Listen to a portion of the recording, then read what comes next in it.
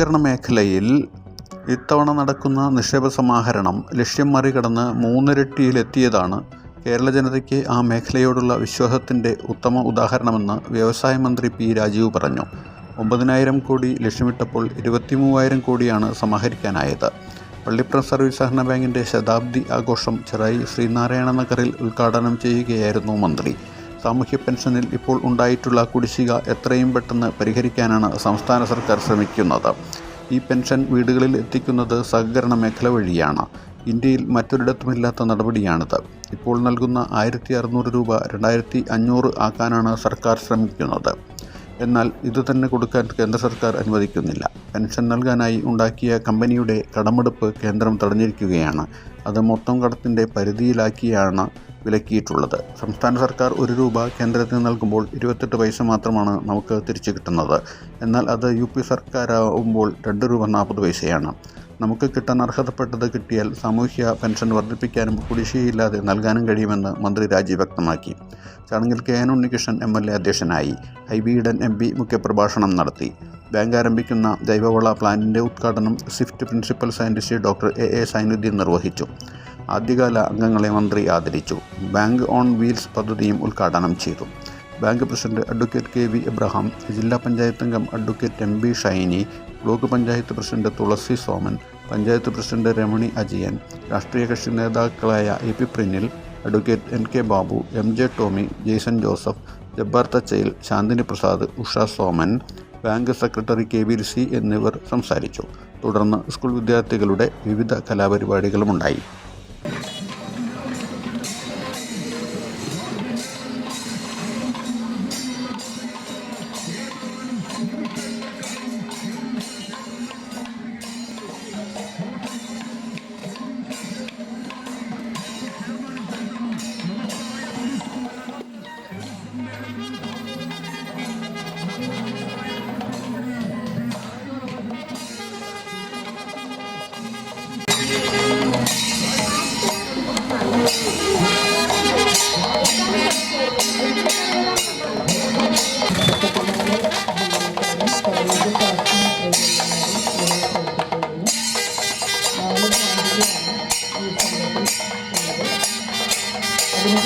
Super market 25% discount കിട്ടുന്ന medical store, consumer store, ജൈവ പച്ചക്കറി സ്റ്റാൾ, വളം വിൽപ്പന നടത്തുന്ന സ്റ്റാൾ, 24 മണിക്കൂറും സ്റ്റോറിൽ ലഭിക്കുന്ന ആംബുലൻസ്,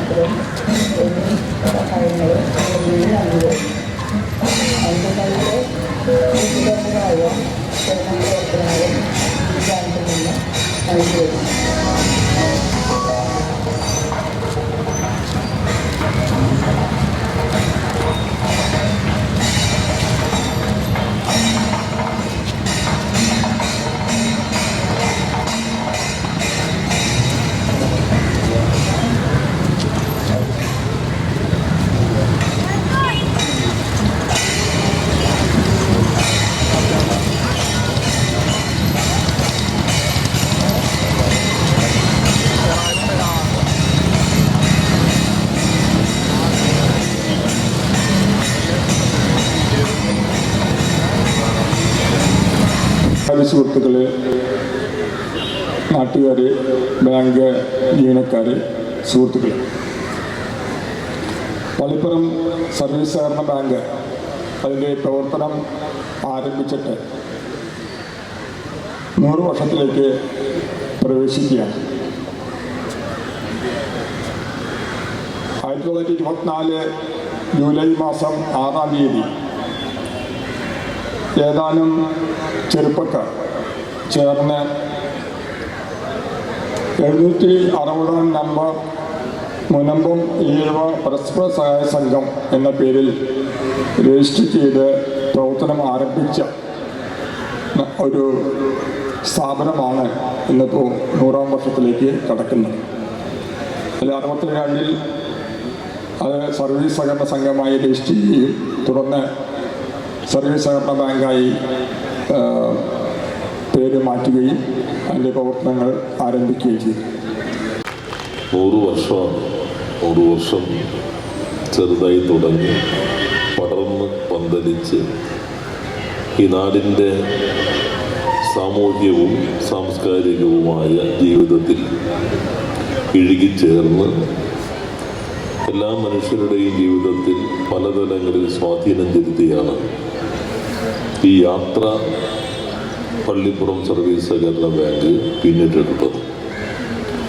അതിൻ്റെ ഒരു ഹ്രസ്വ ചരിത്രമാണ് സ്വാഗത പ്രാസംഗികനായ ബാങ്കിൻ്റെ പ്രസിഡന്റ് അഡ്വക്കേറ്റ് KV എബ്രഹാം ഇവിടെ നടത്തിയിട്ടുള്ളത്. സഹകരണ പ്രസ്ഥാനം അദ്ദേഹം സൂചിപ്പിച്ചതുപോലെ നമ്മുടെ നാട്ടിലെ സാധാരണ ജനങ്ങളുടെ ആശ്രയ കേന്ദ്രമാണ്. പലതരത്തിലുള്ള വെല്ലുവിളികൾ ഇന്ന് സഹകരണ പ്രസ്ഥാനം നേരിടുന്നുണ്ട്. ഒരു ഘട്ടത്തിൽ നോട്ട് നിരോധന സന്ദർഭത്തിൽ ഇതാകെ തകരുമോ എന്ന പ്രതീതി സൃഷ്ടിക്കപ്പെട്ടു. അന്നാണ് കേരളത്തിൻ്റെ ചരിത്രത്തിൽ ഒരു പുതിയ സമര അനുഭവം നൽകിക്കൊണ്ട് മുഖ്യമന്ത്രിയുടെ നേതൃത്വത്തിൽ തന്നെ സമരരംഗത്തേക്ക് ഇറങ്ങി തിരുവനന്തപുരത്ത്. ആ ഘട്ടം മറികടന്നു. ഇപ്പോൾ പൊതുവെ സഹകരണ പ്രസ്ഥാനത്തിൻ്റെ വിശ്വാസ്യത തകർക്കാൻ ചില ഒറ്റപ്പെട്ട തെറ്റായ പ്രവണതകളെ പർവ്വതീകരിച്ചുകൊണ്ട് വലിയ ശ്രമം നടക്കുകയുണ്ടായി. എന്നാൽ ജനങ്ങൾ സഹകരണ പ്രസ്ഥാനത്തിൽ വിശ്വസിക്കുന്നു എന്നതിൻ്റെ ഏറ്റവും മികച്ച തെളിവാണ് ഇപ്പോൾ സമാപിച്ച നിക്ഷേപ സമാഹരണ യജ്ഞം. 9,000 കോടി രൂപയാണ് നമ്മൾ സമാഹരിക്കാനായി സഹകരണ ബാങ്കുകൾ വഴി തീരുമാനിച്ചത്. ഓരോ ബാങ്കും നിക്ഷേപം 23,000 കോടി രൂപ നിക്ഷേപമായി വിവിധ ബാങ്കുകൾക്ക് നേടാൻ കഴിഞ്ഞു എന്നുള്ളത് സഹകരണ പ്രസ്ഥാനത്തിൽ കേരളത്തിലെ ജനങ്ങൾക്കുള്ള വിശ്വാസത്തിൻ്റെ ഏറ്റവും പ്രകടമായ തെളിവാണ്. ഇവിടെയും ലക്ഷ്യം കൈവരിച്ചിട്ടുണ്ടോ? അതിൽ LDF UDF എന്നൊന്നുമില്ല. എല്ലാ ബാങ്കുകളും നിയമസഭയിൽ തന്നെ മലപ്പുറത്തു നിന്നുള്ള ഇപ്പോൾ കേരള ബാങ്കിലേക്ക് വന്ന ഹമീദ് മാഷ് പറഞ്ഞു, ഞങ്ങൾ കോട്ടയുടെ നിരവധി മടങ്ങ് 3 ദിവസത്തെ ക്യാമ്പയിൻ വഴിയാണ് സമാഹരിച്ചത് എന്ന് പറയുകയുണ്ടായി. ഏതെങ്കിലും ഒരു ആവശ്യത്തിന് ജനങ്ങൾക്ക് പെട്ടെന്ന് ചെല്ലാൻ പറ്റുന്നത് സഹകരണ ബാങ്കിലാണ്. എന്നാലിപ്പോൾ സാങ്കേതിക വിദ്യയൊക്കെ വികസിച്ചതോടെ ഗുണമുണ്ട്, ദോഷമുണ്ട്. അതെല്ലാം പരിഗണിച്ചുകൊണ്ടാണ് നമ്മളിപ്പോൾ ഒരു പുതിയ നിയമം പാസാക്കി സഹകരണ മേഖലയിൽ. ആ നിയമം ബില്ലായി തന്നെ അവതരിപ്പിച്ചതിന് ശേഷം സെൽ കമ്മിറ്റിക്ക് വിട്ട് എല്ലാ ജില്ലയിലും പോയി എല്ലാ വിഭാഗം ആളുകളുമായി ആശയവിനിമയം നടത്തി അവരുടെയൊക്കെ അഭിപ്രായങ്ങൾ കൂടി ക്രോഡീകരിച്ചുകൊണ്ടാണ് നിയമസഭ പാസാക്കിയത്.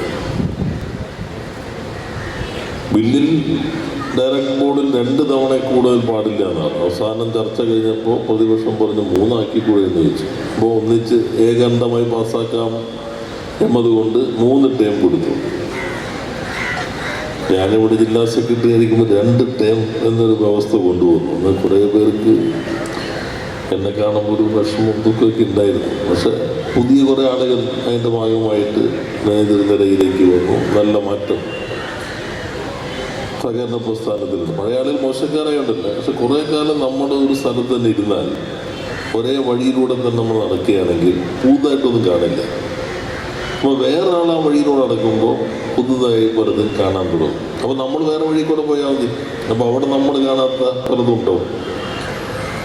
എന്തായാലും പക്ഷെ അത് ഒരു രാഷ്ട്രീയ പാർട്ടി തീരുമാനം മാത്രമായിരുന്നു. ഇപ്പം നമുക്കത് നിയമമാക്കി മാറ്റാൻ കഴിഞ്ഞു എന്നുള്ളതാണ്. രണ്ട്, ഈ സാങ്കേതിക വൈദഗ്ധ്യമുള്ള ആളുകൾ കുറച്ച് പേര് ബോർഡിൽ വേണം. അല്ലെങ്കിൽ ഇതറിയാത്ത ആളുകളെ വെച്ചിട്ട് ചിലപ്പോൾ അതിസമർത്ഥനായ ഒരാളുണ്ടായാൽ മതി ബാങ്കിൽ, അത് അപകടത്തിലേക്ക് നയിക്കും.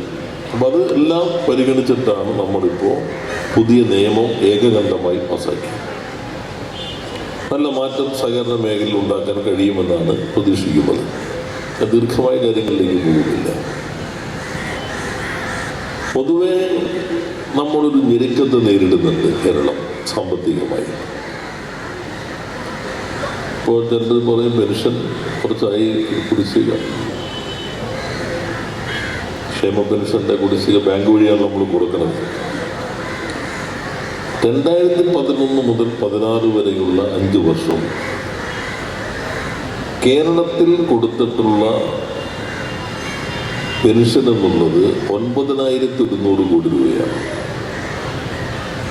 2016 മുതൽ ഇപ്പോൾ 23 വരെ പെൻഷൻ കൊടുത്തിരിക്കുന്നത് 57,000 കോടി രൂപയാണ്. അപ്പോൾ വ്യത്യാസം നോക്കിക്കോണം. ഇപ്പോൾ ക്ഷേമ പെൻഷൻ എത്ര രൂപയാണ്? 1,600. അതിൽ 1,500 LDFിൻ്റെ സംഭാവനയാണ്. 2016 ആകാറായപ്പോൾ ഒരു 100 രൂപ കൂട്ടി. അതാണ് UDFിൻ്റെ സംഭാവന. രാഷ്ട്രീയം പറയല്ല, എന്നാൽ രാഷ്ട്രീയമായി ഇത്തരം കാര്യങ്ങൾ വരുമ്പോൾ ചരിത്ര ബോധം നമുക്കെല്ലാവർക്കും ഉണ്ടാകേണ്ടതുണ്ട്. നമ്മൾ കരുതുന്നത് 1,600 പോരാന്നാണ്. നേരത്തെ ആളുകൾ ബാങ്കിൽ പോയി നിൽക്കണം. ഈ പെൻഷൻ 500 രൂപ 600 രൂപയോ 600 കൊടുത്തൊന്നുമില്ല, പ്രഖ്യാപിച്ചുള്ളൂ. പിന്നെ നമ്മൾ വന്നിട്ടാണ് ഐസക്ക് വന്നപ്പോഴാണ് അത് കൊടുത്തത്. ബാങ്കിൽ ചെന്ന് നിൽക്കുമ്പോൾ സഹകരണ ബാങ്കിലല്ല നിൽക്കണത്. അവിടെ ഇങ്ങനെ ഏതോ അപകട ലോകത്തിൽ പോയി പെട്ട പോലെയാണ് ഈ പെൻഷൻ വാങ്ങാനായിട്ട് പോയി നിന്നിരുന്നത്. 16 പിണറായി മുഖ്യമന്ത്രിയായതിനു ശേഷം മാറ്റം വരുത്തി ഈ പ്രായമായ ആളുകൾ പെൻഷൻ അന്വേഷിച്ച് ബാങ്കിലൊക്കെ കയറി ഇങ്ങനെ ക്യൂലൊക്കെ നിന്ന് വിഷമിക്കേണ്ട, വീട്ടിൽ കൊണ്ടുതരാം. ഇന്ത്യയിൽ ഒരിടത്തും ഈ പെൻഷൻ വീട്ടിൽ കൊണ്ടുകൊടുക്കണൊക്കെയാണ് പെൻഷൻ. അപ്പം നമ്മൾ കുറച്ച് കാശൊക്കെ നന്നായി എല്ലാം കൂടി വന്നുകൊണ്ട് ആ പെൻഷൻ 1000 ആക്കാൻ നമ്മൾ പറഞ്ഞത്. പ്രകടന പത്രികയിൽ 1000 എന്ന് പറഞ്ഞിട്ട് പ്രകടന പത്രികയിൽ പറയാത്ത കാര്യം LDF നടപ്പിലാക്കി. കഴിഞ്ഞ തവണ 1,600 ആക്കി. 1000 പറഞ്ഞിട്ട് വോട്ട് വാങ്ങിച്ചുള്ളൂ. 1,600 തരാമെന്നൊന്നും പറഞ്ഞില്ല. അങ്ങനെ 1000 ആക്കാമെന്ന് പറഞ്ഞ് 1000 ആക്കുമെന്നൊക്കെ കരുതി ആണെങ്കിൽ വോട്ട് ചെയ്തവർക്ക് 1,600 കൊടുത്തു നമ്മൾ. ഇപ്പം നമ്മൾ കരുതുന്നത് 2,000 കൊടുക്കണമെന്നാണ്. ജീവിത ചെലവ് കൂടല്ലേ. എന്നാൽ ഉള്ളത് തന്നെ കൊടുക്കാൻ പറ്റാത്ത ഒരു പ്രശ്നം വന്നിരിക്കുകയാണ്.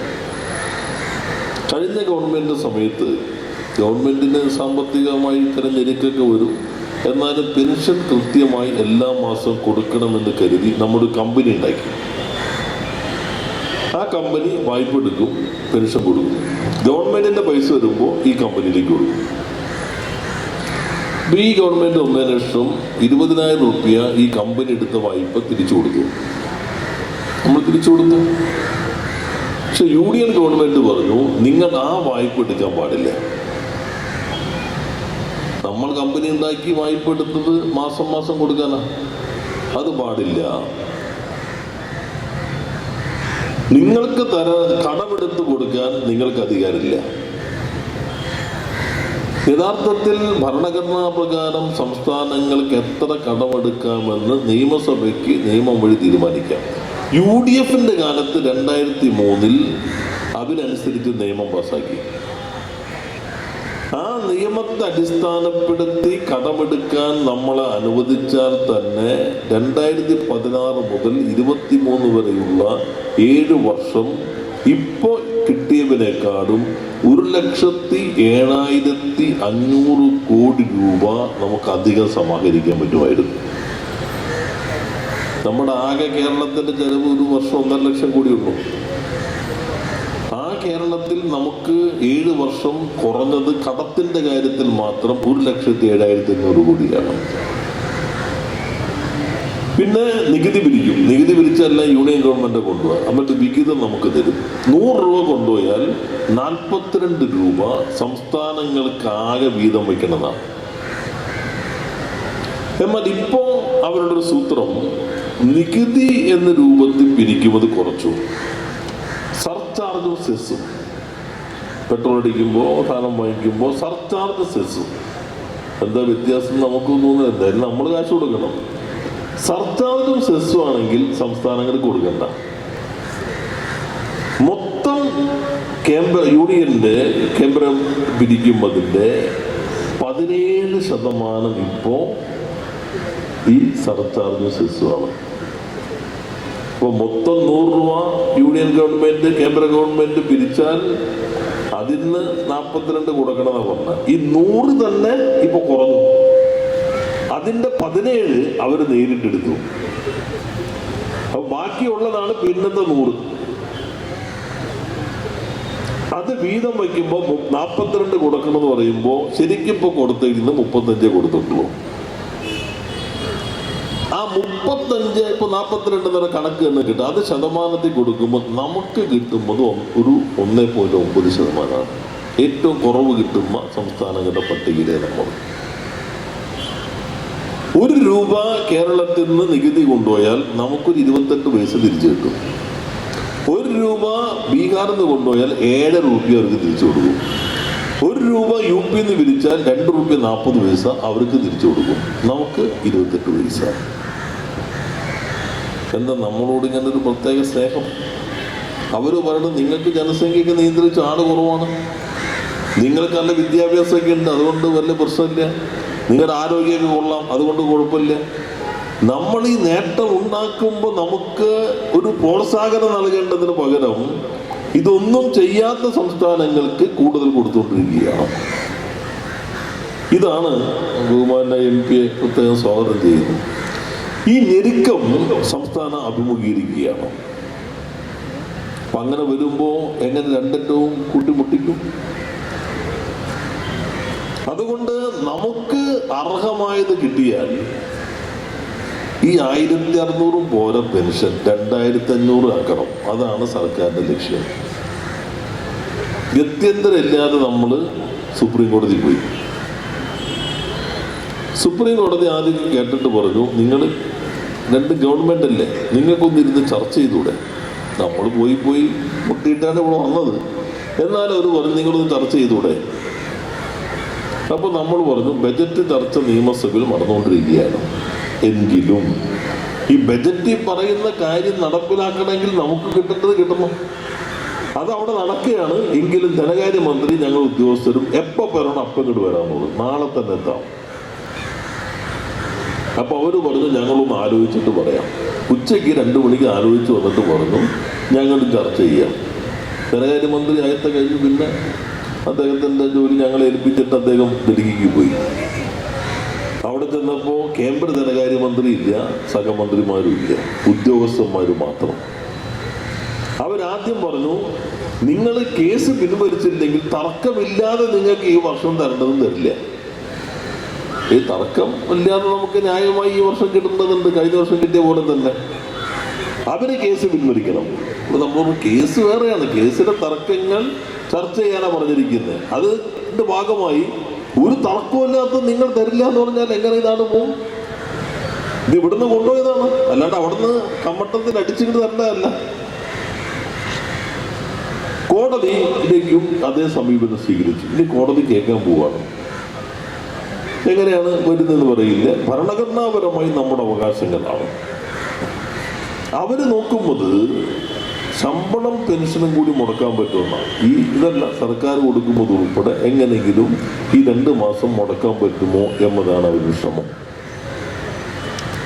എന്നാൽ നമ്മൾ ഈ ഞെരുക്കത്തിനിടയിലും പരമാവധി കാര്യങ്ങൾ നിർവഹിക്കാനാണ് ശ്രമിച്ചുകൊണ്ടിരിക്കുന്നത്. ഇപ്പൊ തന്നെ കുറെ കാര്യങ്ങൾ ധനകാര്യമന്ത്രി കഴിഞ്ഞ 2 ദിവസമായിട്ട് അത് റിലീസ് ചെയ്തുകൊണ്ടിരിക്കുന്നുണ്ട് പല ഇതിനും. ഇതിലും ഈ ബുദ്ധിമുട്ടുണ്ടെങ്കിലും എങ്ങനെയെങ്കിലും 2-3 മാസം പെൻഷനെങ്കിലും കുറക്കണം. അതെങ്ങനെ കഴിയും? അത് ഏത് കടമെടുത്താലും അപ്പോൾ ഇവർ നോക്കിയിരിക്കുക, അപ്പോൾ പ്രശ്നം ട്രഷറി അടയ്ക്കാൻ നിൽക്കുക. ഇതിനിടയിലാണ് നമ്മൾ പ്രവർത്തിച്ചു പോകുന്നത്. ഇപ്പം ജനങ്ങൾക്ക് ഇതൊക്കെ അറിയാം, ഈ സാഹചര്യമൊക്കെ അറിയാം. കാരണം ഉള്ളപ്പോൾ നന്നായി കൊടുത്തിട്ടുണ്ട്. ബുദ്ധിമുട്ട് വന്നപ്പോൾ ജനങ്ങളോട് പറഞ്ഞു ഇതാണ് ബുദ്ധിമുട്ട്, നമ്മൾ ഉണ്ടാക്കിയ ബുദ്ധിമുട്ടല്ല, ഇതാണ് ബുദ്ധിമുട്ട്. എങ്കിലും ഇത്തരം കാര്യങ്ങൾ നന്നായി നിർവഹിക്കാൻ ശ്രമിക്കുന്നു. അതിലെല്ലാം ഗവൺമെൻറ്റിനോട് ചേർന്ന് സഹകരണ പ്രസ്ഥാനം എടുക്കുന്നുണ്ട്. ഞാൻ ദീർഘിപ്പിക്കുന്നില്ല. പള്ളിപ്പുറം ബാങ്ക് നേരത്തെ മയ്യാറ്റിൽ പ്രകാരം പ്രസിഡന്റ് ആയിരുന്നപ്പോൾ ഒന്ന് ഞാൻ ഇവിടെ ജൈവ ജീവിതം നടപ്പിലാക്കിക്കൊണ്ടിരുന്ന ഘട്ടത്തിൽ എല്ലാ കൃഷിയും നന്നായി ഇവിടെ ചെയ്ത് ഞാൻ പല പരിപാടിക്ക് ഇവിടെ വന്നിട്ടുണ്ട്.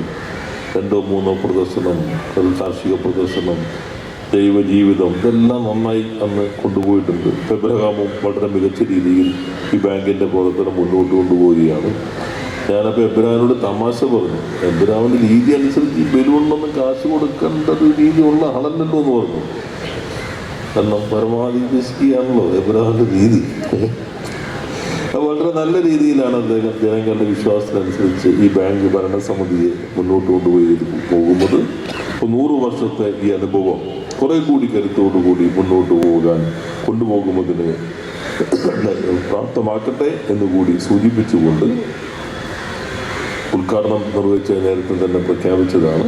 ആദ്യകാല അംഗങ്ങളെയും ആദരിക്കുന്നതായി അറിയിച്ചുകൊണ്ട് വാക്കുകൾ അവസാനിപ്പിക്കുന്നു. എല്ലാവർക്കും നന്ദി, നമസ്കാരം. പ്രിയപ്പെട്ട സഹകാരികളെ, സഹോദരി സഹോദരന്മാരെ, സുഹൃത്തുക്കളെ, പള്ളിപ്പുറം സർവീസ് സഹകരണ ബാങ്കിൻ്റെ ശതാബ്ദി ആഘോഷ പരിപാടികൾക്ക് എല്ലാവിധത്തിലുമുള്ള ആശംസകളും നന്മകളും ഞാൻ ആദ്യമായി നേരുകയാണ്. പള്ളിപ്പുറം സർവീസ് സഹകരണ ബാങ്കിൻ്റെ ചരിത്രം ആലേഖനം ചെയ്തുകൊണ്ടുള്ള വീഡിയോ പ്രദർശനവും അതുപോലെ സ്വാഗത പ്രസംഗത്തിൻ്റെ ഉള്ളടക്കവും നമ്മുടെ ഈ ബാങ്കിൻ്റെ സമ്പന്നമായ അതിൻ്റെ ചരിത്രത്തെ അനാവരണം ചെയ്യപ്പെടുകയുണ്ടായി. അതുകൊണ്ട് അതിൻ്റെ മറ്റ് വിശദാംശങ്ങളിലേക്കൊന്നും ഞാൻ കടക്കുന്നില്ല. അങ്ങനെ സമ്പന്നമായ ഒരു ഭൂതകാല ചരിത്രമുള്ള ഈ ബാങ്കിൻ്റെ വർത്തമാനകാലത്തെ കൂടുതൽ പ്രോജ്വലിപ്പിക്കുന്ന വിവിധങ്ങളായ പദ്ധതികൾ നടപ്പാക്കിക്കൊണ്ടിരിക്കുകയും പുതിയ പദ്ധതികൾ ഏറ്റെടുത്തത് നടപ്പാക്കാൻ വേണ്ടി പരിശ്രമിക്കുകയും ചെയ്യുന്ന ഒരു ബാങ്കാണ് പള്ളിപ്പുറം സർവീസ് സഹകരണ ബാങ്ക്. ഇത്തരത്തിലുള്ള നിരവധി പ്രവർത്തനങ്ങൾ പള്ളിപ്പുറം ബാങ്ക് ഏറ്റെടുക്കുമ്പോഴും ആശങ്കയുടെ ഒരു കരിനിഴലിലൂടെയാണ് നമ്മുടെ സഹകരണ പ്രസ്ഥാനം കടന്നു പോകുന്നത് എന്നുള്ളത് ഈ ആഹ്ലാദങ്ങൾക്കിടയിലും നാം മറന്നു പോകരുത് എന്ന് ഞാൻ പ്രത്യേകമായി ഓർമ്മിപ്പിക്കുകയാണ്.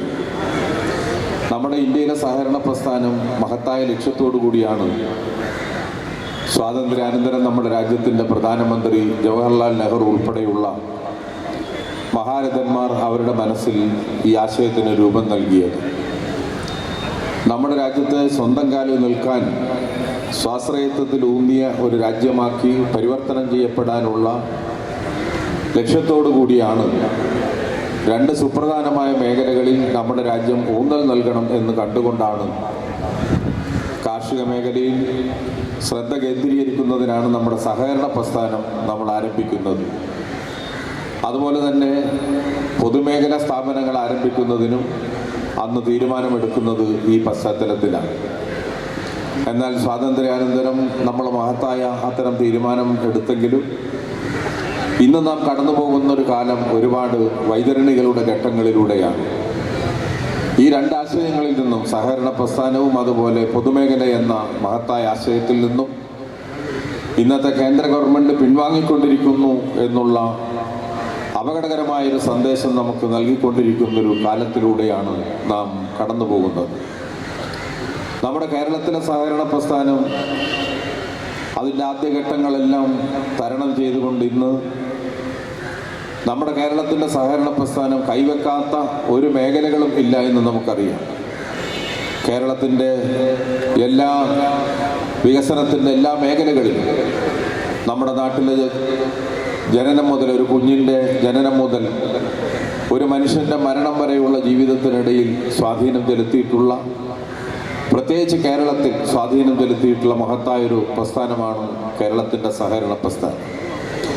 ആ സഹകരണ പ്രസ്ഥാനത്തിൻ്റെ തന്നെ ലക്ഷോപലക്ഷം വരുന്ന കോടി നിക്ഷേപങ്ങൾ, ഗ്രാമങ്ങളിലും നഗരങ്ങളിലുമുള്ള നമ്മുടെ സംഘങ്ങളിലെ നിക്ഷേപങ്ങൾ നമ്മുടെ രാജ്യത്തിലെ വലിയ സമ്പന്നന്മാരുടെ താല്പര്യങ്ങൾക്ക് വേണ്ടി വിനിയോഗിക്കാൻ കഴിയുമോ എന്നുള്ള ലക്ഷ്യത്തോടു കൂടി കഴുകൻ കണ്ണുകളുമായി ഈ സഹകരണ പ്രസ്ഥാനത്തിന് വലയം ചെയ്യാൻ ഈ സമീപകാലത്ത് നടന്ന നീക്കങ്ങളെല്ലാം നിങ്ങൾ ഓർമ്മിക്കുന്നുണ്ടാകും. അതിനെല്ലാം എതിരായി നിരന്തരമായി കേരളത്തിലെ സഹകാരികൾ പോരാടിയതിൻ്റെ ഭാഗമായിട്ടാണ് ഇന്ന് താൽക്കാലികമായി അതിൻ്റെ പ്രതിസന്ധികളെ നാം അതിജീവിച്ചിട്ടുള്ളത്. എന്നാലും ആ ഭീഷണികൾ നമ്മുടെ തലയ്ക്ക് മുകളിലുണ്ട്. കേരളത്തിലെ മഹത്തായ സഹകരണ പ്രസ്ഥാനത്തെ നമുക്ക് സംരക്ഷിക്കപ്പെടാൻ കഴിയണം. അതിൻ്റെ എല്ലാ സാധ്യതകളും നമ്മുടെ ജനങ്ങൾക്ക് നമുക്ക് ഉപയോഗിക്കാൻ കഴിയണം. സമ്പന്നമായ ഒരു ചരിത്രമാണ് സഹകരണ മേഖലയിൽ വൈപ്പിൻകരയ്ക്കുള്ളത്. ഒരുപക്ഷെ കേരളത്തിലെ ഏറ്റവും ആദ്യത്തെ സഹകരണ പ്രസ്ഥാനം ഞാൻ ഓർക്കുന്നത് എടവനക്കാട് സംഘമാണ് ഏറ്റവും ആദ്യത്തെ സംഘം എന്നാണ് ഞാൻ കരുതുന്നത്. അങ്ങനെ 100 വർഷത്തെ പഴക്കവും പാരമ്പര്യമുള്ള ഒട്ടനവധി സംഘങ്ങൾ ഈ വൈപ്പിൻകരയിൽ മാത്രം കേന്ദ്രീകരിച്ച് പ്രവർത്തിക്കുന്നുണ്ട്. വൈപ്പിൻകരയുടെ ജീവിതത്തെ നന്നായി സ്വാധീനം ചെലുത്തിയിട്ടുള്ള ഒന്നാണ് വൈപ്പിൻകരയുടെ സഹകരണ മേഖല. ആ സഹകരണ മേഖലയെ നമുക്ക് നിലനിർത്താനും സംരക്ഷിക്കാനും ശക്തിപ്പെടുത്താനും തീർച്ചയായിട്ടും കഴിയേണ്ടതുണ്ട്. നമ്മുടെ കേരളം ഒരു പുതിയ നവകേരള സൃഷ്ടിയുടെ പാതയിലാണ് എന്ന് നിങ്ങൾക്കറിയാം. ഒരു 1/4 നൂറ്റാണ്ട് കാലത്ത് നാം സ്വപ്നം കണ്ടുകൊണ്ട് ലോകത്തെ മധ്യവർഗ വരുമാന രാജ്യങ്ങളോടൊപ്പം വരുമാനത്തിലും ജീവിത നിലവാരത്തിലും നമ്മുടെ ഈ മഹത്തായ കേരളത്തെ എത്തിക്കണമെന്നുള്ള ദീർഘകാല വീക്ഷണത്തോടും അതുപോലെ തന്നെ ഭാവന സമ്പന്നതയോടും കൂടിയാണ് കേരളത്തിലെ ഗവൺമെൻറ്റും പൗരസമൂഹവും നീങ്ങിക്കൊണ്ടിരിക്കുന്നത്. അതിൻ്റെ ഭാഗമായി വിദ്യാഭ്യാസ രംഗത്തും പ്രത്യേകിച്ച് ഉന്നത വിദ്യാഭ്യാസ മേഖലകളിലും ശാസ്ത്രത്തിൻ്റെ മേഖലകളിലും എന്ന് വേണ്ട വ്യവസായ, കാർഷിക, സാംസ്കാരിക മേഖലകളിലെല്ലാം നമ്മൾ ആ നിലയിലാണ് ഇടപെട്ടുകൊണ്ടിരിക്കുന്നത്. ആ നവകേരള സൃഷ്ടിയുടെ പാതയിൽ സഹകരണ പ്രസ്ഥാനത്തിന് വലിയ പങ്കാണ് വഹിക്കാനുള്ളത്. ഞാൻ അതിൻ്റെ വിശദാംശങ്ങളിലേക്ക് പോവുകയല്ല. നമ്മുടെ നാടിൻ്റെ വികസന സാധ്യതകളെ നമുക്ക് പ്രയോജനപ്പെടുത്താനും ജനങ്ങളുടെ സുസ്ഥിരമായ വികസനത്തിന് നമുക്ക് മുന്നോട്ട് പോകാൻ ഒരുമിച്ച് കഴിയേണ്ടതാണ്. വൈപ്പിൻകരയുടെ മുഖച്ഛായ നമ്മുടെ ജനപ്രതിനിധികളുടെ എല്ലാം സഹായത്തോടും സഹകരണത്തോടും കൂടി വലിയ മാറ്റങ്ങൾക്ക് വിധേയമാവുകയാണ്. കഴിഞ്ഞ ഒരു 25 കൊല്ലങ്ങൾക്ക് മുമ്പുള്ള ഒരു വൈപ്പിൻകരയല്ല ഇന്ന് വൈപ്പിൻകര എന്ന് നിങ്ങൾക്കറിയാം. ഏഷ്യയിലെ തന്നെ ഏറ്റവും ജനസാന്ദ്രതയേറിയ വൈപ്പിൻകര ഇപ്പോഴും വികസനത്തിൻ്റെ അനന്തമായ സാധ്യതകൾ തേടുന്ന പൂമ്പാറ്റകളെപ്പോലെ നമ്മുടെ പൂക്കളിലെ പുഷ്പങ്ങളിൽ നിന്ന് തേൻ നുകരാൻ പൂമ്പാറ്റകൾ കടന്നു വരുന്നത് പോലെ ഒരുപാട് വികസന സാധ്യതകൾ വൈപ്പിൻകരയിലേക്ക് തേടി വരികയാണ്. നിങ്ങൾക്കറിയാം, വൈപ്പിൻകരയിലെ പരിമിതമായ സ്ഥല സൗകര്യത്തിനിടയിലും 38 കോടി രൂപയുടെ വികസന പദ്ധതിയാണ് നാം ഈ തെരുവിൽ വൈപ്പിൻ പള്ളിപ്പുറം റോഡിന് വേണ്ടി അപകടങ്ങൾ ഇല്ലാതാക്കുന്നതിന് വേണ്ടി മാറ്റിവെച്ചിട്ടുള്ളത്. 150ഓളം കോടി രൂപ മുടക്കിയാണ് ഒരു നൂറ്റാണ്ടിൻ്റെ സ്വപ്നമായ അഴീക്കോട് മുനമ്പം പാലം നിർമ്മാണം അതിവേഗം പുരോഗമിക്കുന്നത്. തിരുവനന്തപുരം മുതൽ കാസർഗോഡ് വരെയുള്ള നമ്മുടെ മണ്ഡലത്തിൽ 25 കിലോമീറ്റർ പങ്കുവെക്കുന്ന 14.5 മീറ്റർ വീതിയിലുള്ള തീരദേശ റോഡ് യാഥാർത്ഥ്യമാകുന്നതിന് വേണ്ടിയുള്ള നടപടികൾ പുരോഗമിക്കുകയാണ്. ആ തീരദേശ റോഡ് അഴിമുഖത്ത് മുറിഞ്ഞു പോകാതിരിക്കുന്നതിന് വേണ്ടി കടലിനടിയിലൂടെയുള്ളൊരു തുരങ്കപാത എന്നുള്ള ഇന്ത്യക്കകത്തെ ആദ്യത്തെ ആശയം ജനപ്രതിനിധികൾ എന്ന നിലയിൽ ഞങ്ങൾ എല്ലാവരും ഉയർത്തുന്ന മനോഹരമായ ഒരാശയമാണ്. ഇന്ത്യയിൽ ഒരു സ്ഥലത്തും ഇല്ല എന്നാണ് ഞാൻ കണക്കാക്കുന്നത്. ഏതാണ്ട് 1500 കോടി രൂപ ചിലവ് വരുന്ന ഒരു പദ്ധതിയായിരിക്കും അത്. എന്ന് തുടങ്ങിയ എല്ലാ കാര്യങ്ങളും ഒരുപക്ഷെ ഭാഗ്യമുണ്ടെങ്കിൽ നമുക്ക് നമ്മുടെ കേന്ദ്ര സർക്കാരിൻ്റെ കൂടി സഹായങ്ങൾ ലഭ്യമാകുന്ന മുറക്ക് ഈ നാടിൻ്റെ ഒരു മഹത്തായ സ്വപ്നമാണ് നാടിൻ്റെ വികസനത്തിൽ ടൂറിസം സാധ്യതകളിൽ അതിഭയങ്കരമായ മാറ്റങ്ങൾ വരുത്താനുള്ള മുൻ മന്ത്രി കൂടിയായിരുന്ന സഖാവ് ശർമ്മയുടെ കാലത്ത് അദ്ദേഹം വിഭാവനം ചെയ്തൊരു പദ്ധതിയാണ് പുതുവൈപ്പിലെ ഓഷ്യനേറിയവും അതുപോലെ അക്വാ പാർക്ക്. അതിൻ്റെ എല്ലാ സാങ്കേതികവും ഭരണപരവുമായ നടപടികൾക്ക് എല്ലാത്തിനും അതിൻ്റെ നടപടികൾ പൂർത്തീകരിച്ചുകൊണ്ട് ഈ കഴിഞ്ഞ മാസങ്ങളിൽ 350 കോടി രൂപ ചെലവ് വരുന്ന അക്വാ പാർക്കും അതുപോലെ ഓഷ്യനേറിയവും. ഇന്ത്യയിൽ ഒരു സ്ഥലത്തും ഓഷ്യനേറിയമില്ല.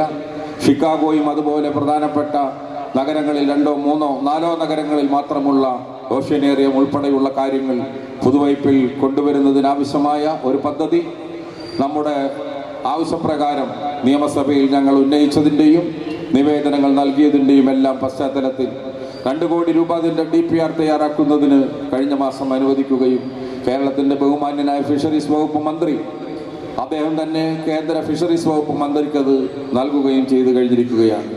ഇന്ത്യ ഗവൺമെൻറ് ഇതിനകം പ്രഖ്യാപിച്ച ഇന്ത്യയിലെ 6-7 അക്വാ പാർക്കുകളിൽ ഒന്ന് ഈ കൊച്ചിയിലായിരിക്കും, അത് പുതുവൈപ്പിലായിരിക്കുമെന്ന് നാം പ്രതീക്ഷിക്കുകയാണ്. അതേപോലെ ഹാർബറിൻ്റെ വികസനം തുടങ്ങി ഒട്ടേറെ കാര്യങ്ങൾ ആരോഗ്യ മേഖലയിൽ, വിദ്യാഭ്യാസ മേഖലയിൽ എല്ലാം നാം ഇടപെടുന്നുണ്ട്. വിദ്യാഭ്യാസ മേഖലയിൽ ഇത്തവണത്തെ ബജറ്റിൽ വൈപ്പിൻകരയിൽ വിദ്യാഭ്യാസത്തിനാണ് നമ്മൾ ഏറ്റവും ഊന്നൽ നൽകിയത്. നമ്മുടെ ഏക കോളേജിന് വേണ്ടി 6 കോടി രൂപയാണ് പുതിയ കെട്ടിടത്തിന് നാം മാറ്റിവെച്ചിട്ടുള്ളത്. 2 കോടി രൂപയാണ് എളമന്നപ്പുഴ സ്കൂൾ കെട്ടിടത്തിന് അനുവദിച്ചിട്ടുള്ളത്. 2 കോടി രൂപയാണ് വൈപ്പിനിലെ സ്കൂൾ കെട്ടിടം പണിയുന്നതിന്. 10 കോടി രൂപയും അതിനാണ് മാറ്റിവെച്ചിട്ടുള്ളത്. മത്സ്യത്തൊഴിലാളികളുടെ കുഞ്ഞുങ്ങൾ ഏറ്റവും കൂടുതൽ പഠിക്കാൻ എത്തിച്ചേരുന്ന ഞാറക്കൽ ഫിഷറീസ് സ്കൂൾ, അതിനുവേണ്ടി 3.5 കോടി രൂപയാണ് പുതിയ കെട്ടിട നിർമ്മാണത്തിന് മാറ്റിവെച്ചിട്ടുള്ളത്. ഇങ്ങനെ എല്ലാ മേഖലകളിലും, ജീവിതത്തിൻ്റെ സമസ്ത മേഖലകളിലും ഇതുപോലുള്ള പദ്ധതികൾ ആവിഷ്കരിച്ച് ഈ നാടിൻ്റെ വികസനത്തിൻ്റെ കാര്യത്തിൽ ഒരു പുതിയ വികസന പരിപ്രേക്ഷ്യം രൂപപ്പെടുത്തിയാണ് നാം മുന്നേറുന്നത്. ഇപ്പം ഇതിനനുസൃതമായി നമ്മുടെ ജനങ്ങളുടെ ജീവിതത്തെ കരുപ്പിടിപ്പിക്കാനും അവരുടെ ജീവിതത്തെ കൂടുതൽ പ്രോത്സാഹിപ്പിക്കാനും നമ്മുടെ നാടിൻ്റെ സുസ്ഥിരമായ വികസന പദ്ധതികളിൽ തീർച്ചയായും സഹകരണ പ്രസ്ഥാനത്തിനും ഇതിൻ്റെ അനുബന്ധമായി, ഇതിൻ്റെ തുടർച്ചയായി നിരവധി കാര്യങ്ങൾ ചെയ്യാൻ സഹകരണ പ്രസ്ഥാനത്തിനും കഴിയും. പള്ളിപ്പുറം സർവീസ് സഹകരണ ബാങ്കിനും ഈ പുതിയ മാറ്റങ്ങളോടൊപ്പം സഞ്ചരിക്കാനും ഈ സർക്കാർ ആവിഷ്കരിക്കുന്ന വികസന പദ്ധതികളോടൊപ്പം യാത്ര ചെയ്യാനും പള്ളിപ്പുറം സർവീസ് സഹകരണ ബാങ്കിന് കഴിയട്ടെ. സമ്പന്നമായ ഭൂതകാല ചരിത്രമുള്ള പള്ളിപ്പുറം സർവീസ് സഹകരണ ബാങ്കിന് കൂടുതൽ ഔന്നത്യങ്ങളിലേക്ക് സഞ്ചരിക്കാനായിട്ടുള്ള ഭാഗ്യവും സന്ദർഭങ്ങളും ഉണ്ടാകട്ടെ എന്ന് മാത്രം ആശിച്ചുകൊണ്ട് ഏറ്റവും നന്നായി, വളരെ സുതാര്യമായി, അഴിമതിരഹിതമായ ഒരു നല്ല സൽഭരണം കാഴ്ചവെച്ചുകൊണ്ട് മുന്നോട്ട് പോകുന്ന, ജനങ്ങൾക്ക് ഒരു സാന്ത്വനമായി, സ്നേഹസ്പർശമായി പ്രവർത്തിച്ചുകൊണ്ടിരിക്കുന്ന പള്ളിപ്പുറം സർവീസ് സഹകരണ ബാങ്കിൻ്റെ പ്രസിഡന്റ്, എൻ്റെ സുഹൃത്തു കൂടിയായ അഡ്വക്കേറ്റ് എബ്രാഹത്തിനെയും അദ്ദേഹത്തിൻ്റെ സഹപ്രവർത്തകരായ ബോർഡ് ഓഫ് ഡയറക്ടേഴ്സിനെയും ബാങ്കിൻ്റെ സെക്രട്ടറിയെയും മറ്റ് ജീവനക്കാരെയും എല്ലാവരെയും ഹൃദയപൂർവ്വം അഭിവാദ്യം ചെയ്തുകൊണ്ട് നമ്മുടെ ബഹുമാന്യനായ MP ശ്രീ ഹൈബി ഈഡൻ്റെ മുഖ്യ പ്രഭാഷണത്തിന് ഞാൻ വിനയപൂർവ്വം വഴിമാറിക്കൊടുത്തുകൊണ്ട് എൻ്റെ അധ്യക്ഷ പ്രസംഗം ഞാൻ അവസാനിപ്പിക്കുന്നു. നിങ്ങൾക്കെല്ലാവർക്കും എൻ്റെ വിനീതമായ നമസ്കാരം.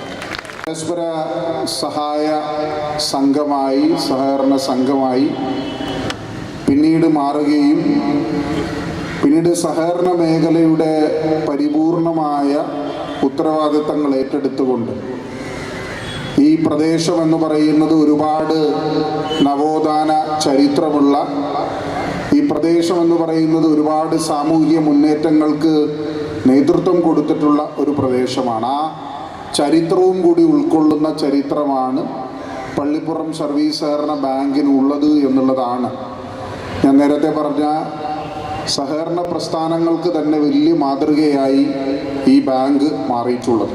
ഞാൻ ദീർഘമായ ഒരു പ്രസംഗത്തിലേക്ക് കടക്കുന്നില്ല. ഇന്ത്യയിലെ സഹകരണ പ്രസ്ഥാനങ്ങൾക്ക് കേരളം ഒരു വലിയ വഴികാട്ടിയാണ്.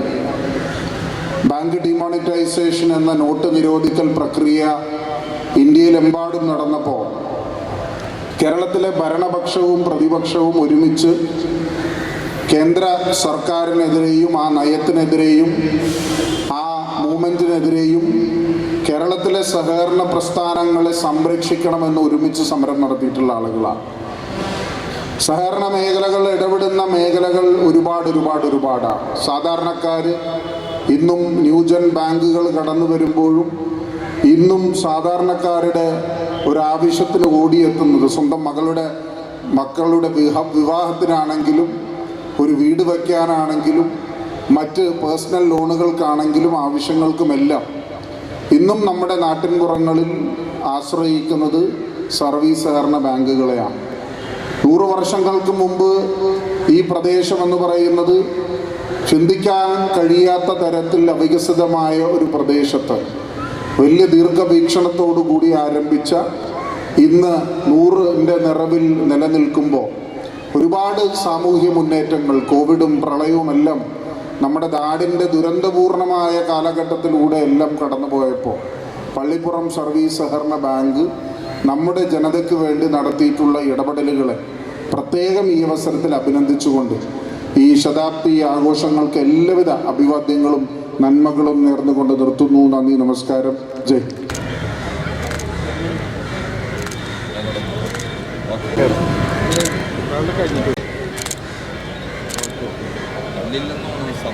ചാനൽ ഷെയർ ചെയ്യുക, സബ്സ്ക്രൈബ് ചെയ്യാൻ മറക്കരുത്.